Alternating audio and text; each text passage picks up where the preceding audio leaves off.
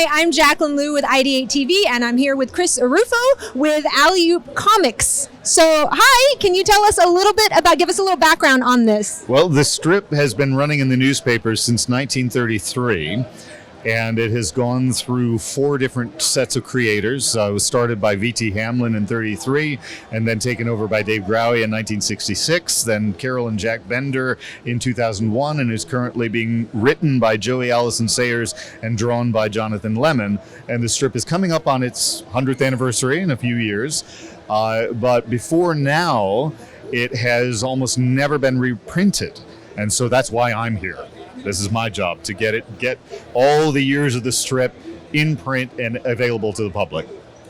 So what interested you about this comic to begin with? Go back to your childhood. He's a time-traveling caveman. And honestly, I stumbled across it. I was a paper boy at the time. And so I'd get the paper every day, and I was reading the comics page. And in a suburban paper, you get these lame but amusing little strips. Priscilla's Pop and Winthrop and Short Ribs. Not bad, but just sort of every day. Little gag a day.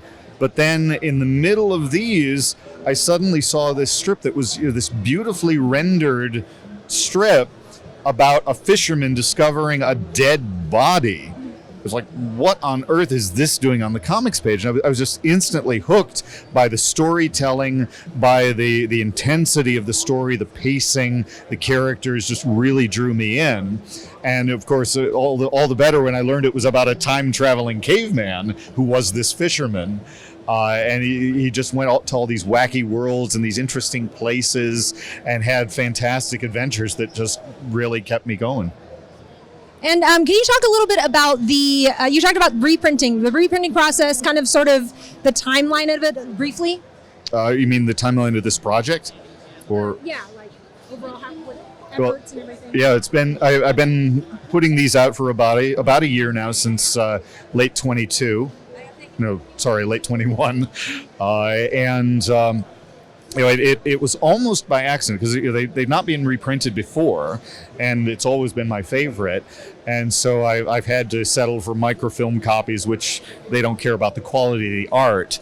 But then one day I just stumbled across on eBay some high quality not original art, but original printings from the syndicate that they sent to the newspapers. And I saw how good these printings were, and I thought, well, gosh, maybe I could reprint it, because I've always wanted to have it on my shelf. And so I contacted the syndicate, and I said, well, is it available? And nobody else was reprinting it, so they said, okay. And it was affordable, and so I put out the first 6 books. And the longer story short is that, once I put those out, I started making friends with the people in the community, the alley-oop community. There's people online who love the strip, and they started sharing with me some of the sources that they had.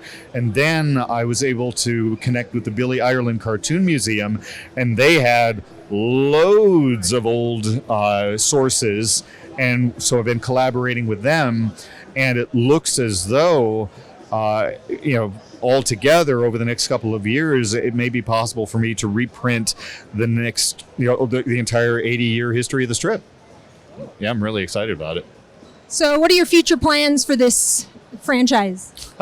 Well, just to make sure that I get all these books done, not only in high quality, but in the size that they deserve. Because as any cartoonist will tell you, newspaper strips have just been shrinking over the years. And when this strip started in 1933, newspaper strips were 12 inches wide. They took the entire page. And so when I go back to those years, I want to make sure that I print them that wide and make sure that they're all cleaned up and in really high quality, so that we can see what the art really looked like.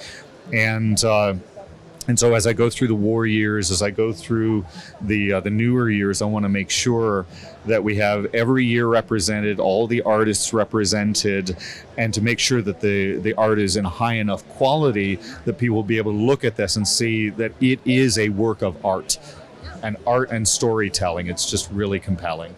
Great. So can you tell us where we can find these? Yes, I can. I have a webpage. If you do a web search for Alley-Oop Books, I'm the first result.